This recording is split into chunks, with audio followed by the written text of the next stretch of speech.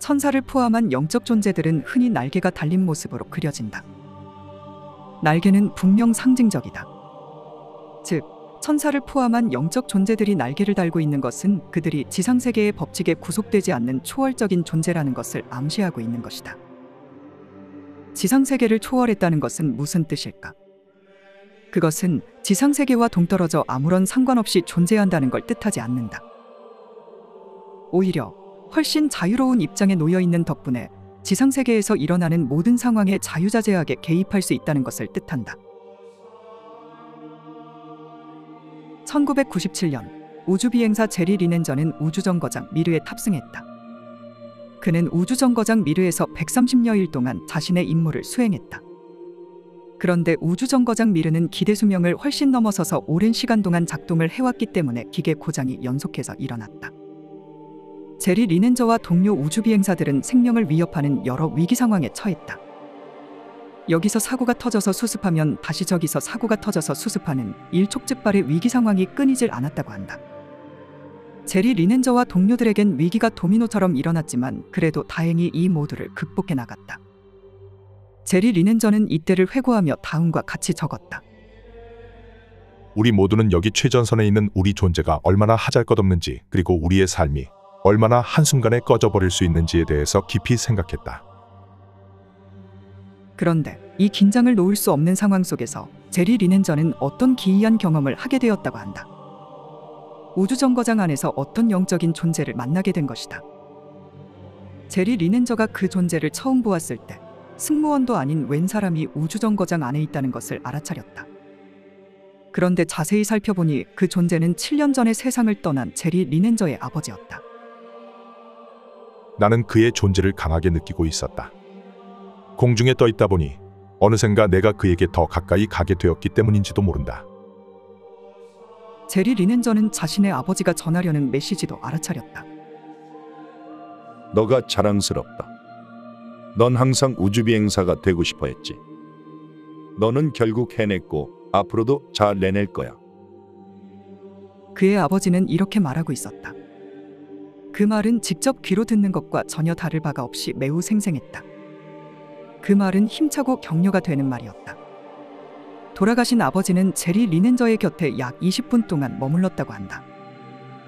이 체험으로 그는 우주정거장에서의 극심한 스트레스를 씻은 듯이 해소하게 되었다고 한다. 이 영적인 체험으로 인해 제리 리넨저는 말로 표현하기 어려운 깊은 감동을 느꼈다고 한다. 세상을 떠났던 제리 리넨저의 아버지는 분명 우주공간에서 극심한 스트레스와 긴장에 시달리는 아들을 격려하기 위해서 잠깐이나마 직접 자신의 몸을 나타낸 것이다. 영적인 존재들에게는 육신이 없다. 육신이 없기 때문에 우리는 그들을 눈으로 볼 수 없다. 눈으로 볼 수 없기 때문에 우리는 영적인 존재들이라는 게 있는지에 대해서 확신할 수 없다. 믿음을 통해 보아야 한다라는 뻔한 얘기는 현대인들에게는 그저 지겹게 들릴 뿐이다. 과학적 세계관이 익숙한 현대인들은 영적인 존재가 있는 거 맞아, 있으면 어디 한번 나타나 보라고 라는 생각을 한다. 하지만 동시에 진짜로 나타나면 어쩌지 라는 두려운 생각을 품기도 한다. 만약 영적인 존재가 있어서 우리의 생각을 다 알아차리고 있다면 당연히 이런 두려운 생각도 알아차리고 있지 않겠는가. 어쩌면 그들은 우리가 놀라지 않도록 배려하는 차원에서 물질적으로 나타나지 않는 것인지도 모르겠다. 그런데 분명한 목적만 생긴다면야 영적인 존재들은 언제든지 우리 앞에 물질적인 몸을 갖추고 나타날 수 있는 것처럼 보인다. 빌 구겐하임은 월스트리트에서 일하는 주식 중개인이었다. 그는 전형적이고도 완전한 물질주의자였다.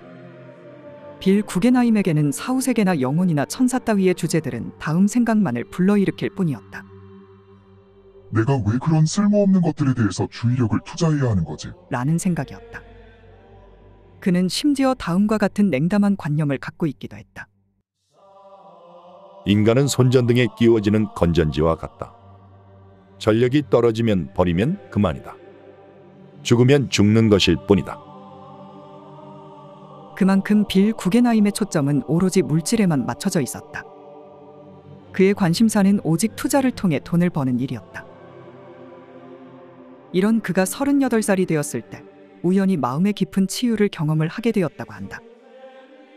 이것으로 그는 사후세계와 같은 영적인 주제에 매료되었다고 한다. 빌 구겐하임은 저세상의 망자들, 즉 천사가 된 사람들이 이 세상에 산 사람들에게 접촉을 취했던 사례들을 집중적으로 조사하기 시작했다. 그는 저세상의 망자들이 이 세상에 산 사람에게 접촉해오는 일이 인류라는 종 자체만큼이나 오랜 역사를 지녔다는 것을 깨닫게 되었다. 그는 After Death Communication, 즉 사후통신이라는 용어를 만들어냈다. 빌 구겐하임의 조사에 따르면 망자가 산 사람에게 접촉해오는 방식에는 여러 가지가 있다고 한다. 그런데 그 중에서도 유독 눈에 띄는 신비롭고 놀라운 접촉 방식이 있다. 바로 망자가 자기 모습을 머리부터 발끝까지 마치 살아있을 때와 똑같이 전부 드러내는 경우다. 산 사람들은 망자의 전신을 보게 된다.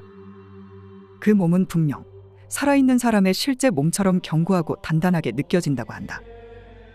이른바 영적인 존재인 망자들이 우리가 사는 이 물질 세계 안으로 순간적으로 물질화되어 나타나는 것이다.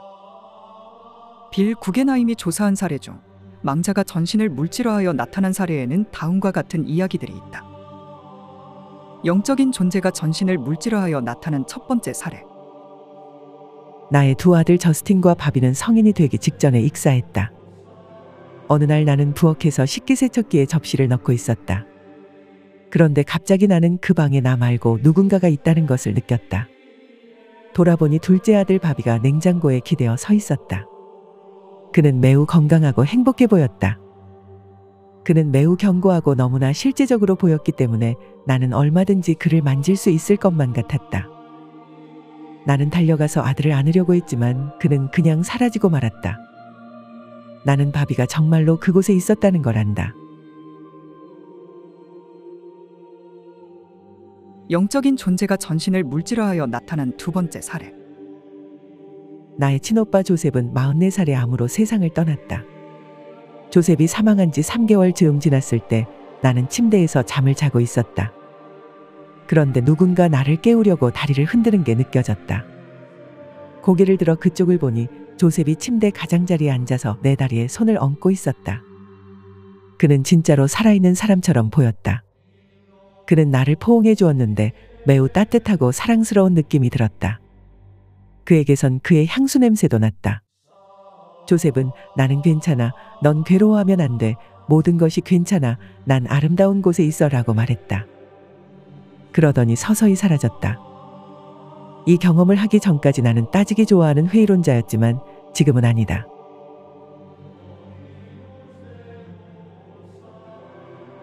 영적 존재가 전신을 물질화하여 나타난 세 번째 사례. 나의 평생 친구 진아는 30세에 교통사고로 사망했다. 그런데 그로부터 1년 후 나는 정말 극적인 경험을 했다. 나는 공항 라운지에서 책을 읽고 있었다. 그때 진아가 늘 쓰던 향수 냄새가 풍기는 것이었다. 고개를 드니 진아가 식탁 맞은편에 앉아있는 것이었다. 그녀는 여유로워 보였고 언제나 그랬듯 아름다워 보였다. 진아, 여기서 뭐하고 있는 거야? 라고 내가 물었다. 그녀는 미소를 지으며 너 만나러 왔지? 라고 대답했다. 그녀는 내 손 위로 자신의 손을 올려놓았다. 그녀의 손은 실제 사람의 손처럼 단단했고 매우 따뜻했다. 나는 할 말을 잃었고 숨이 턱 막혔다. 진정해. 나는 너가 행복하길 바라고 너가 내 죽음에 대해 너무 걱정하지 않고 슬퍼하지 않았으면 좋겠어. 잘 있어. 다시 오는 일은 없을 거야. 날 깔끔하게 보내주길 바래. 라고 진아가 말했다. 그러더니 눈 깜짝할 사이에 사라졌다. 나는 공항 라운지 한가운데에 멍하니 앉아 있었다.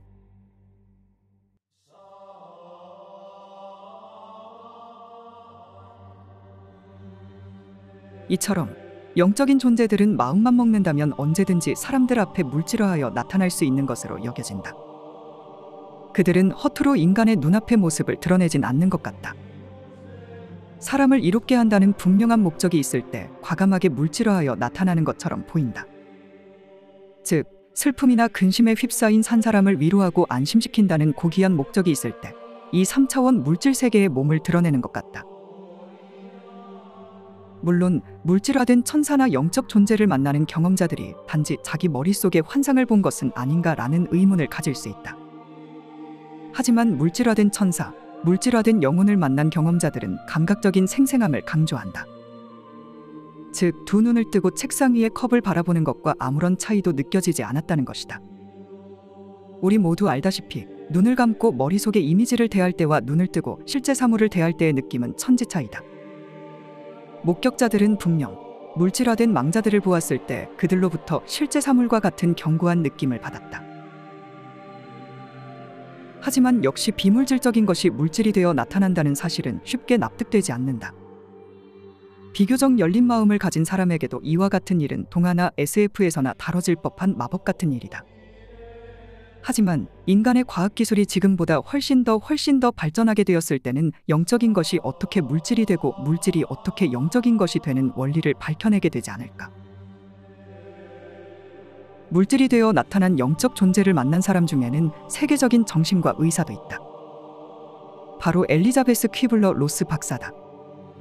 그녀는 호스피스 운동의 선구자로 여겨진다. 그녀는 죽음과 임종에 관한 세계적인 권위자로 미국의 주간지 타임은 그녀를 20세기 100대 사상가 중 한 명으로 꼽았다. 그녀는 평생에 걸쳐 호스피스 운동을 전개했고 무수히 많은 이들의 죽음 과정을 곁에서 지켰다. 로스 박사가 대낮에 일터에서 만났던 물질화된 영적 존재는 바로 슈왈츠 부인이었다. 슈왈츠 부인은 사망하기 전까지 로스 박사가 담당하던 환자였다고 한다. 로스 박사의 눈에 슈왈츠 부인의 몸은 투명했다. 그녀는 로스 박사 곁에 다가오더니 "로스 박사님, 저는 돌아와야만 했어요" 라고 말했다고 한다. 로스 박사는 그저 어안이 벙벙한 상태였다고 한다. 로스 박사는 물질화된 망자와 함께 복도를 걷던 그 순간을 내 인생에서 가장 느리게 간 시간으로 기억한다고 말하기도 했다. 당시 로스 박사는 스스로에게 말했다. 로스 박사, 넌 이 여자를 보고 있지. 근데 이게 사실일 리가 없잖아. 정신병 환자들을 너무 많이 상대하다 보니 그들에게서 병이 옮은 것처럼 나도 이제 헛것을 보기 시작하는 건가. 로스 박사는 실제로 여자의 피부를 건드려 보았다. 산 사람의 피부와 아무런 차이가 없었다고 한다. 슈왈츠 부인에게는 돌아온 목적이 분명히 있었다. 첫 번째 이유는 감사를 전하기 위해서였고, 두 번째 이유는 로스 박사가 강의를 중단해선 안 된다고 말하기 위해서였다. 당시 로스 박사는 슈왈츠 부인의 얼굴을 말없이 빤히 바라보면서 이 여자는 분명 10달 동안 땅속에 묻혀 있었을 텐데라고 생각했다고 한다. 상황을 도무지 믿을 수 없었던 로스 박사는 사무실 책상에 물건들을 닥치는 대로 만지기도 했다고 한다. 자신이 현실 세상에 있음을 거듭 확인했던 것이다. 그리고는 다음과 같이 생각했다고 한다. 오, 신이시여. 제가 겪는 이 상황은 그 누구도 믿지 않을 겁니다. 내 절친일지라도 말입니다. 돌아온 슈왈츠 부인은 자신이 할 말을 다 마치고서는 홀연히 사라져버렸다고 한다. 영적인 존재들은 어떻게 보면 참으로 편해 보인다. 나타날 때도 홀연히 나타나고 사라질 때도 홀연히 사라져버리니 말이다. 그런데 실제로 고도의 과학기술 문명을 갖춘 외계인들의 UFO 또한 하늘에 홀연히 출현했다가 다시 홀연히 사라지는 것을 능사로 한다고 한다. 외계인들의 과학기술은 이미 눈에 보이지 않는 영적인 차원과 눈에 보이는 물질적인 차원을 하나로 통합하는 데에 성공한 것처럼 보인다. 그래서 스위치 하나만 누르면 UFO는 물질적인 형태로 전환되는 것이고, 다시 스위치 하나만 누르면 UFO는 영적인 형태로 되돌아가는 것이다. 이런 작동 시스템은 도저히 인간의 현재 수준으로는 감히 파악할 수가 없는 영역인 것 같긴 하다. 그동안 UFO의 목격자들이 보고해온 목격담에 따르면 UFO는 매우 밝은 빛을 뿜어내고 있었지만 그 빛은 이 세상의 것이 아니어서 전혀 눈이 부시지 않았다고 한다. 재미있게도 이런 목격담은 천사와 같은 영적인 존재들과 만났던 사람들의 경험담과 유사하다. 천사와 같은 영적인 존재들 또한 물질화하여 인간의 앞에 나타났을 때 빛으로 매우 환한 모습이긴 했지만 이 세상의 빛이 그러한 것처럼 사람의 눈을 따갑게 만들지는 않았다고 한다. 스티븐 그리어 박사는 UFO와 외계 존재에 관한 세계적인 연구자로서 현재도 왕성한 활동을 하고 있다. 응급실 외과 의사였던 스티븐 그리어 박사는 외계지적 생명체 연구센터의 설립자이기도 하고, 여태까지 수백 명에 달하는 정부와 군대의 내부 고발자들의 증언들을 확보하여 첨단 기술에 관한 비밀 정보들을 대중들에게 공개해왔다. 스티븐 그리어 박사는 처음으로 UFO를 목격했던 때를 다음과 같이 설명했다. 내가 처음으로 UFO를 본 것은 1960년대 초 어느 화창한 오후였다. 나는 친구 3명과 동네를 이리저리 쏘다니고 있었다. 바로 그때 남서쪽 하늘에 난데없이 어떤 물체가 나타났다. 은빛으로 빛나는 타원형 비행체였는데 딱 봐도 비행기나 헬리콥터는 아니었다. 이음매 없는 몸통에 아무 소리도 나지 않는 것이 전에는 본 적 없던 비행체였다. 잠시 떠있던 이 물체는 한순간에 사라져버렸다. 내 예상대로 가족들은 이 사건을 애들의 공상일 뿐이라며 귀담아 듣지 않았다. 그러나 친구들과 나는 뭔가 범상치 않는 것을 본 것이라고 확신했다. 그날 이후로 이 경험은 내게 생생하게 남아있다. 이음매 없는 매끄러운 몸통을 지녔다. 은빛으로 눈부시게 빛난다. 아무 소리도 내지 않는다. 한순간에 갑자기 사라져버린다. 이런 특징들은 UFO의 목격자들이 공통되게 증언하는 내용이다. UFO에 관한 이런 특징들을 듣고 있자면 그것은 확실히 물질적이고 자연적이라는 느낌은 주지 않는다. 영적이고 초자연적이라는 느낌을 준다. 그런데 그것은 천사와 같은 영적인 존재들이 인간 앞에 나타났을 때의 분위기와 여러모로 유사하지 않은가? 과학기술의 수준이 우리가 상상할 수 없을 만큼 발전하게 되었을 때 물질적인 것과 영적인 것의 경계는 없어지고 마는 것인가? 확실히 그때쯤이면 살아있는 인간도 천사와 같은 분위기를 낼 수 있지 않을까 생각된다. 인간도 천사처럼 마음대로 나타났다가 사라질 수 있고 눈부시지 않은 부드러운 환한 빛을 온몸에서 방출하고 다니지 않을까 생각된다. 그런 상상이 아예 터무니없는 것은 아니다. 왜냐하면 불교의 근원 석가모니 또한 인간과 천사들이 하나 된 시대, 인간과 천사들이 직접 접촉하고 상호교류하는 시대에 대해서 암시하는 듯한 의미심장한 가르침을 남긴 바 있기 때문이다. 불교 경전의 왕이라 불리는 묘법연화경 안에는 인간과 천사가 하나로 어우러진 세상에 대한 언급이 기록되어 있다. 묘법연화경의 8장에는 석가모니가 부르나라는 이름의 제자에게 너도 또한 미래 세상의 나처럼 부처님이 될 것이다. 너가 부처님이 되었을 때의 이름은 법명 부처님일 것이다. 라고 예언을 해주면서 다음과 같은 미래 세상의 풍경에 대해서도 언급한다. 그 법명 부처님은 겐지스강의 모래알처럼 수많은 삼천대천 세계들을 가지고 하나의 세계로 만드시리라. 그 부처님이 다스리는 땅은 7가지 보석으로 이루어져 있고 손바닥처럼 평탄할 것이기에 산등성이나 계곡이나 도랑이나 골짜기 따위의 굴곡진 부분들은 아예 없을 것이고 그 위에는 7가지 보석으로 된 집이 가득하리라. 게다가 여러 하늘나라의 궁전들이 허공 가까이에 있어서 인간들과 천상의 존재들이 서로 쳐다볼 수 있을 정도로 인접해 있으리라. 일체 나쁜 중생들은 없고 성별 또한 없어서 그곳의 모든 중생들은 전부 호련히 생겨나는 식으로 태어날 것이며 성욕 또한 아예 없으리라. 따라서 그들은 큰 신통을 얻은 채 몸은 광명으로 찬란히 빛나며 공중을 자유롭게 날아다니리라. 불교의 근원 석가모니는 과거 세상과 미래 세상을 마치 현재를 보듯이 뚜렷하게 볼 수 있었다고 한다. 이런 신통력을 가리켜 숙명통이라고 하는데 이 숙명통의 능력이 있었기 때문에 석가모니는 수많은 사람들에게 그 사람의 전생과 미래생에 대해서 얘기해 줄 수 있었던 것이다. 아무튼 석가모니는 과거와 미래를 훤히 꿰뚫어보는 능력이 있었기 때문에 인간과 천사들이 하나로 어우러져 살아가는 환상적이고 초현실적인 미래 세상의 풍경에 대해서 언급했던 것이 아닐까. UFO와 외계 존재의 전문가인 스티븐 그리어 박사의 설명에 따르면 고도로 발달한 과학 문명을 지닌 외계인들은 정신과 과학을 하나로 통합시키는 데 성공했기 때문에 SF 수준의 과학기술력을 보유하게 된 것이라고 한다. 지금까지 인류는 정신과 과학을 분리시킨 채로 과학을 발전시켜왔다. 그러나 과학이 지금 수준보다 훨씬 진보하려면 반드시 거기에는 정신과 마음과 영혼이라는 비물질적인 영역에 대한 이해가 필수적이라는 것이다.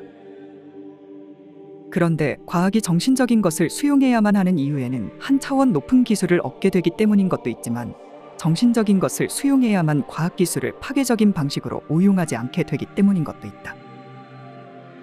스티븐 그리어 박사의 설명에 따르면 고도의 과학기술 문명을 지닌 외계인들은 완전한 평화주의자라고 한다. 그들은 정신과 마음과 영혼이 매우 풍요롭기 때문에 뛰어난 과학기술을 자신의 탐욕을 채우는 데 쓰거나 자신의 분노를 표출하는 데에 전혀 쓰지 않는다고 한다.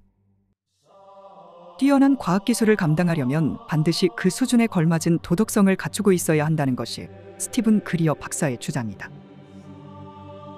바야흐로 이 시대는 자연적인 과학에서 초자연적인 과학으로 넘어가는 과도기에 있다. 또한 물질적인 과학에서 정신적인 과학으로 넘어가는 과도기에 있다고 말할 수도 있겠다. 그 시기가 언제가 될지는 모르겠지만 지금 이 자리에서 눈에 보이지 않는 영적인 세계들을 들여다보고 지금 이 자리에서 눈에 보이지 않는 영적인 존재들을 만날 수 있게 된다고 상상해보는 것은 굉장히 즐거운 일이다.